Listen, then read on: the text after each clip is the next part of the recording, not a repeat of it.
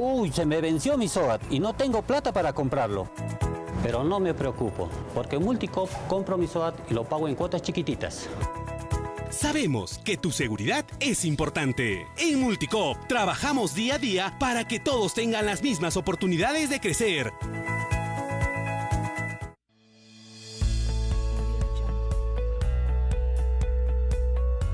¿Alguna molestia durante el embarazo?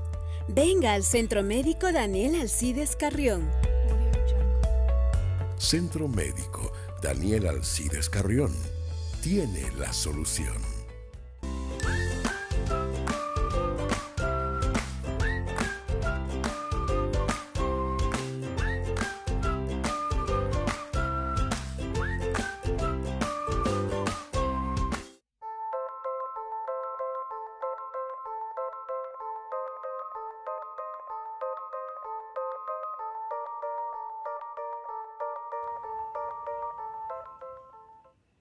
Estamos de regreso en el programa y ahora estoy con Jorge Luis Ortiz. Jorge Luis Ortiz es del Centro de Estudios Liberales Mario Vargas Llosa y vamos a hablar con él sobre algo interesante, el futuro del proyecto Majes-Iguas 2, porque eso sí es un proyecto donde el gobierno regional tiene decisión. Y el próximo gobernador va a tener que ver el asunto porque durante la gestión de Yamil Osorio no se concretó nada. Casi nada, para ser más exacto. Jorge Luis, bienvenido. ¿Qué tal? ¿Cómo estás, Enrique? En primer lugar, ¿cómo ves el balotaje? Porque aquí tenemos la oportunidad de ir a una segunda vuelta, pero hay dos candidatos, Javier Ismodes y Elmer Cáceres Lica, uno muy ligado al sector empresarial, conocido más por ese sector, y el otro un exalcalde provincial de Caylloma.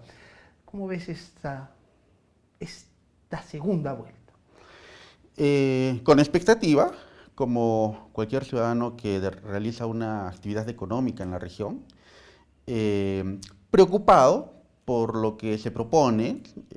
Uno cuando revisa los planes de gobierno encuentra generalidades, no encuentra acciones concretas, no encuentra argumentos que sustenten, digamos, la parte financiera cada uno de estos proyectos. Y esto hace que, a pesar de que, como muy bien lo has indicado, van por veredas opuestas, en el tema de la propuesta se parecen mucho, ¿no? Ahora, yo entiendo que en esta etapa en donde ya se define una candidatura, o en todo caso un gobernador regional, las alianzas están allí, ¿no?, puestas sobre la mesa, es decir, se van a jugar las cartas. Y hay algunas alianzas contra natura que a uno lo llevan a temer, ¿no?, a ser un poco temerario en el momento de ir a votar, ¿no? Por ejemplo, el candidato Ismodes, si no me equivoco, está aliado con miembros de un grupo de Patria Roja, si no me equivoco, como el señor Vladimiro Vegaso. Vegaso, ¿no? Sí, Vladimiro Vegaso vino aquí al programa, lo entrevisté y me dijo que estaban en conversaciones, ¿no? Claro, pero bueno, las conversaciones son más allá, sería algo inicial, ¿no? Porque cuando uno ve al candidato Ismodes dando conferencias de prensa sentado al lado del señor Vegaso, ahí hay algo más que conversaciones, ¿no? Ahí hay ya pactos, hay coordinaciones, entonces a uno ese tipo de actitudes lo preocupan. Ahora, si vamos por el otro lado, vemos populismo descarado, ¿no? Uno cuando revisa, por ejemplo, el plan del señor Cáceres Lica, la parte de seguridad ciudadana, dice que hay que implementar controles de migración, ¿no?, en Arequipa, para los que llegan a realizar una actividad económica, a residir. Yo me pregunto con qué fin, cuál es la finalidad. El señor Cáceres Lica tiene una fijación, ¿no?, muy especial contra los migrantes, ¿no? Migrantes extranjeros, ¿te refieres? En su plan dice migrantes. Claro, o sea, ¿Sí? pero, no, lo que él se ha referido es que según la legislación peruana, una empresa no puede tener más de 20 trabajadores extranjeros. Claro, y es ¿no? más, él está a favor de que se realicen este tipo de batidas, ¿no?, junto con el Ministerio de Trabajo, para corroborar precisamente que se confirme ese porcentaje de trabajadores extranjeros, ¿no? Bueno, es cumplimiento de la ley.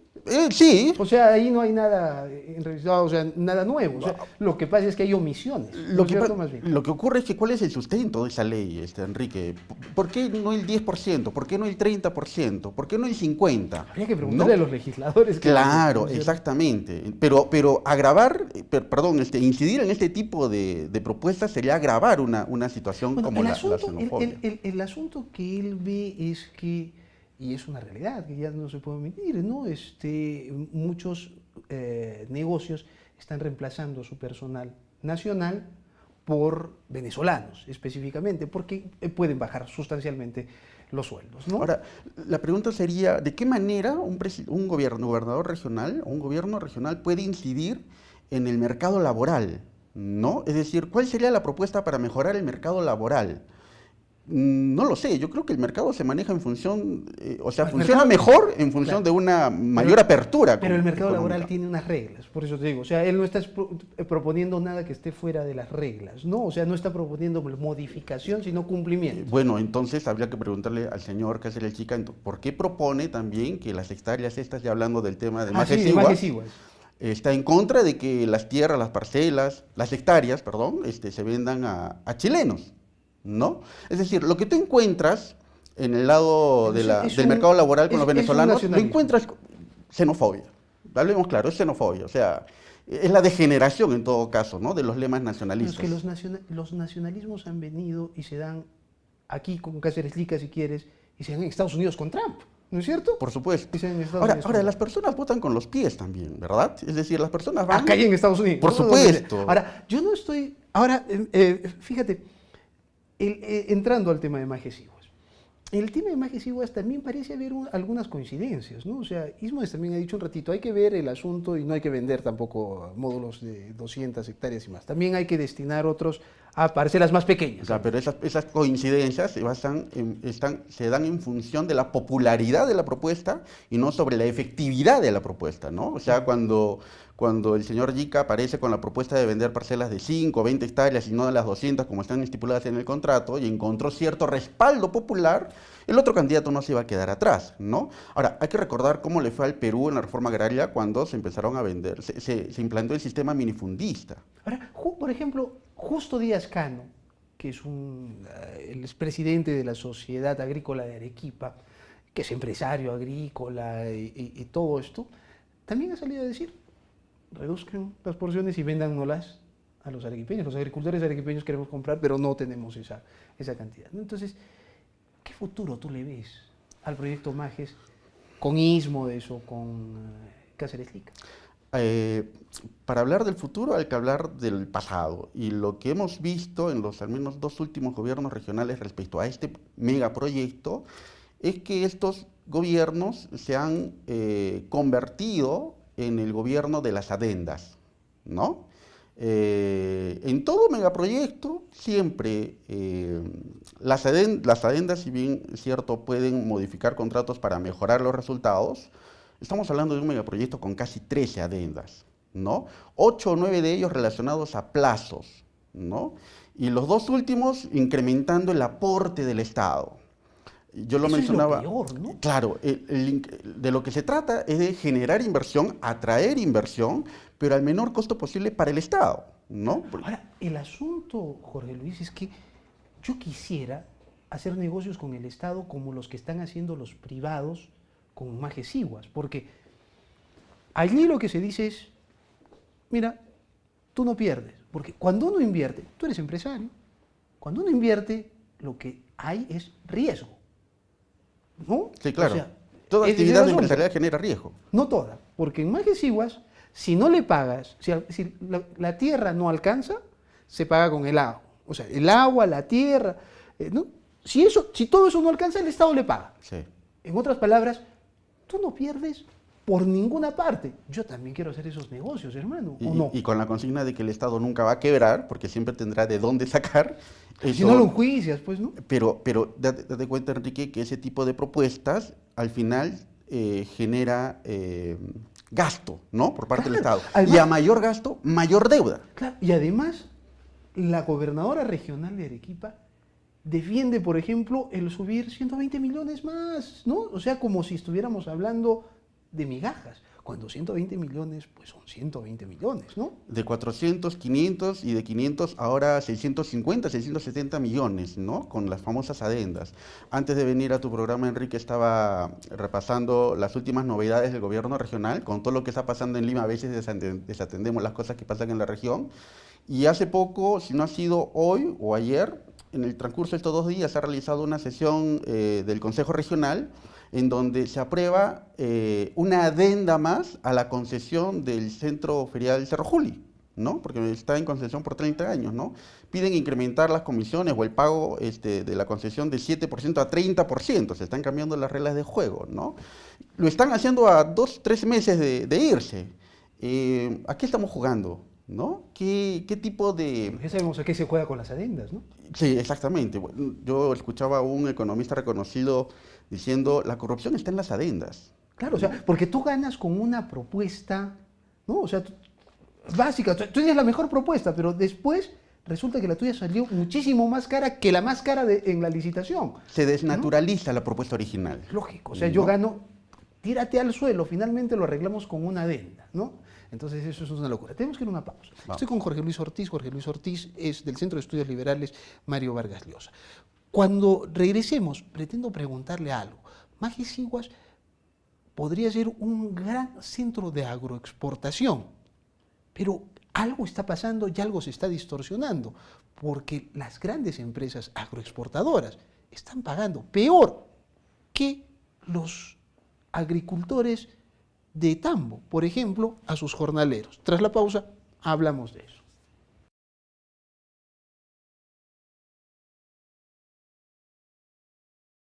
Estamos de regreso en el programa. Sigo con Jorge Luis Ortiz del Centro de Estudios Liberales Mario Vargas Llosa.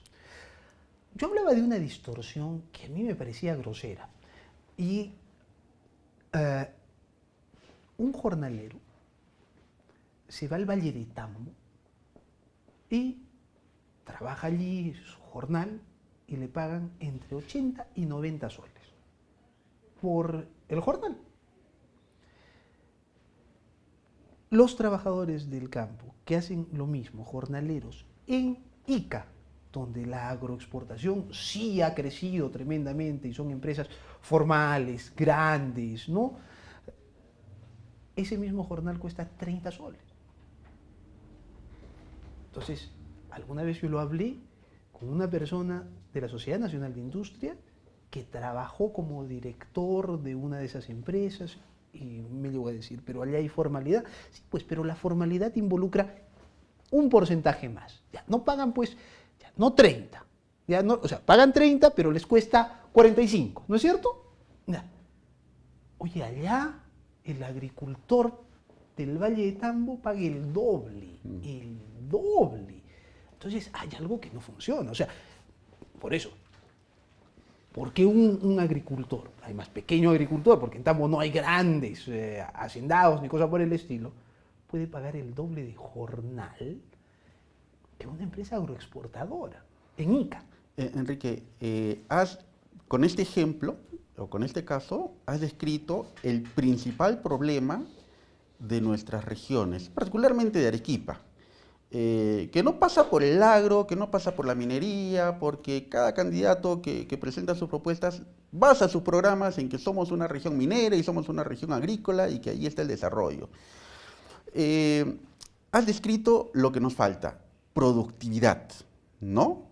Productividad, para que lo entienda nuestro televidente, es gestionar los recursos con el menor costo posible, ¿no? Producir más bienes, producir más servicios, pero con el menor costo, ¿no?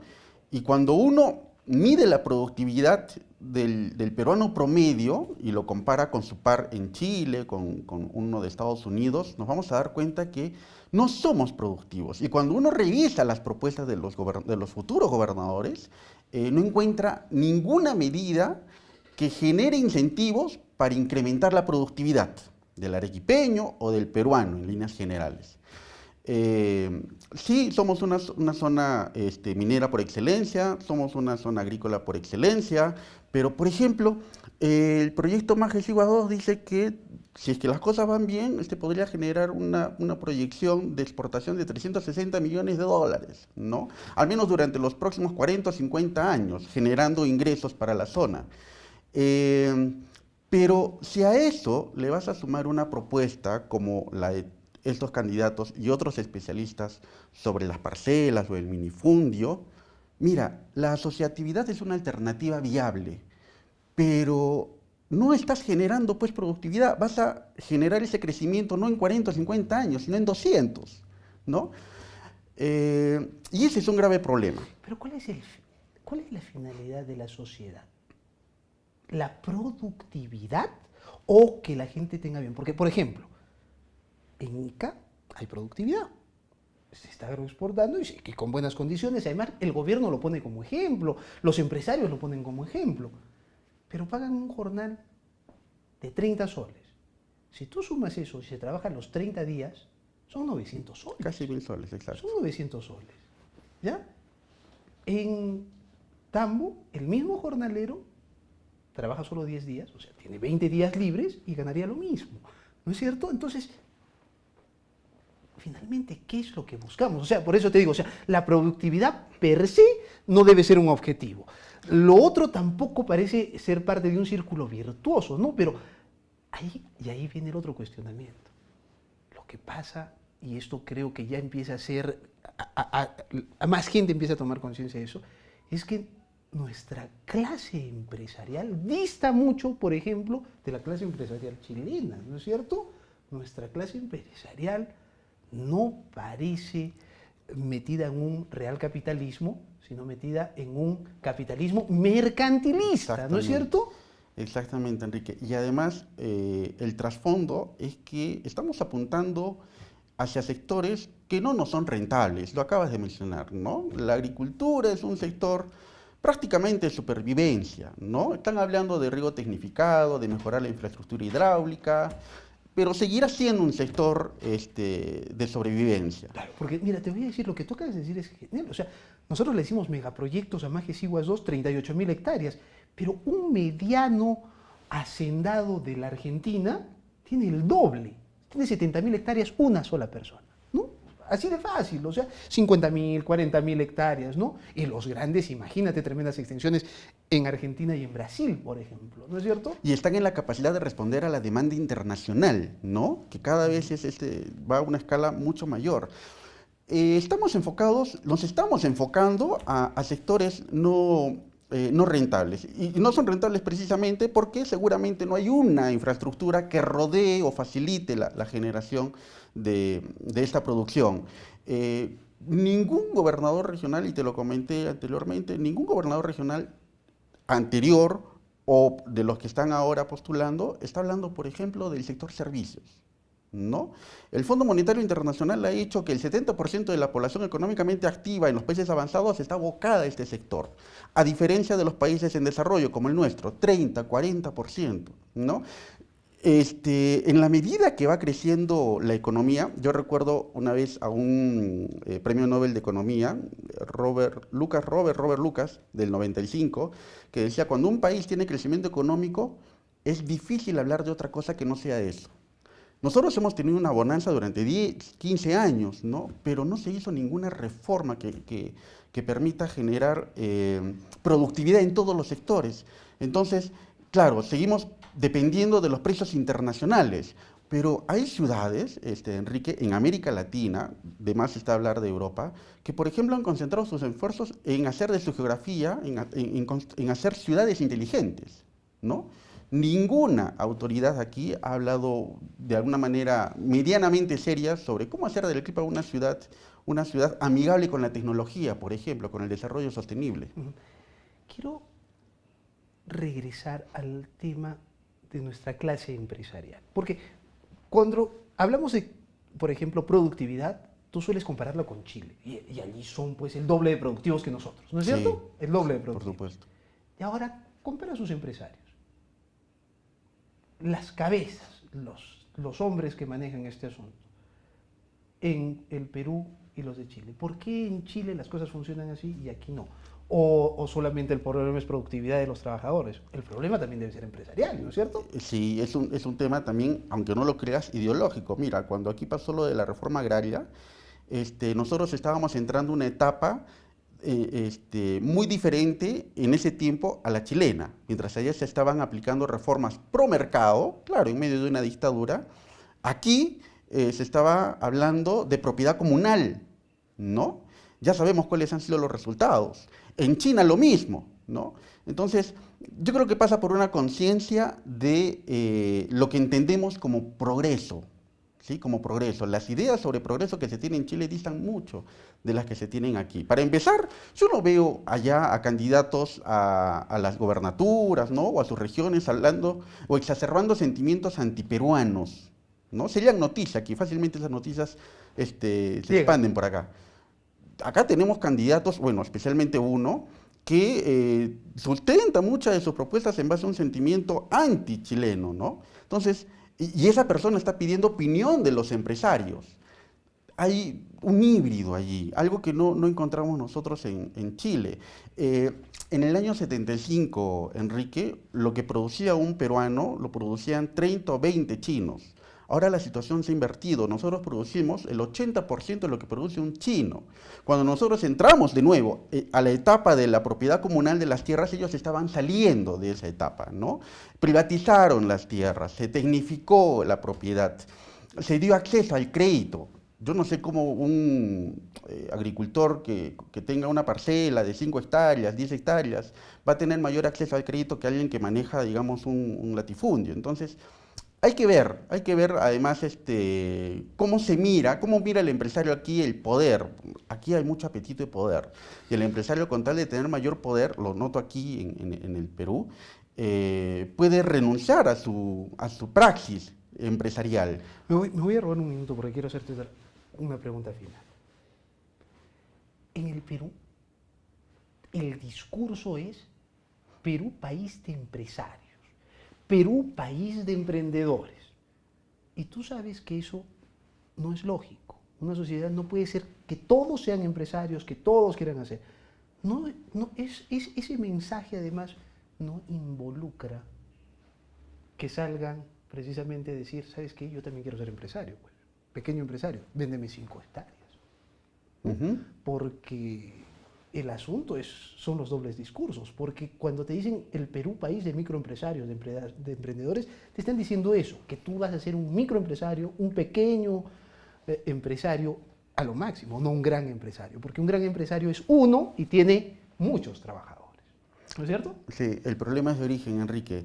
Yo estaría encantado de que se pudieran vender terrenos a un precio accesible. Yo estaría allí apostando. ¿Sabes cuál es el problema? Negocio, claro, ¿no? Por supuesto, ¿no? Con todo lo que se ha con la proyectado. productividad, con todas las cosas. Ahorita, uno de Majes tiene muy buena producción. O sea, no es para llorar, ¿no? Y si no quieres, lo vendes. Y lo vendes cada parcela $100,000. O sea, cada hectárea en $100,000. Claro, ¿no? Enrique, el problema es que desde que tú conviertes al Estado en un agente económico, en este caso un agente vendedor, se distorsiona todo. Los precios funcionan de acuerdo a oferta y demanda, ¿no? Hay ciclos económicos que determinan carestías, que eso incrementa el precio, o abundancia si baja el precio, oferta y demanda. Pero desde el momento en que el Estado es el que pone el precio a los productos, a los servicios o a los terrenos, en este caso, se distorsiona todo, ¿no? Entonces, ¿es un país de distorsión? Sí, sobre todo en la medida en que el Estado se involucra en nuestras actividades económicas, ¿no? Entonces, yo también encantado de participar en esas licitaciones. Como buen empresario. Por supuesto, pero me la está vendiendo el Estado y el Estado está poniendo un precio, algo que debería surgir del mercado. Ahí está el problema. Jorge Luis, te agradezco mucho. Gracias, Enrique. Jorge Luis Ortiz, del Centro de Estudios Liberales Mario Vargas Llosa. Gracias por habernos acompañado. Nos reencontramos en Modo Avión.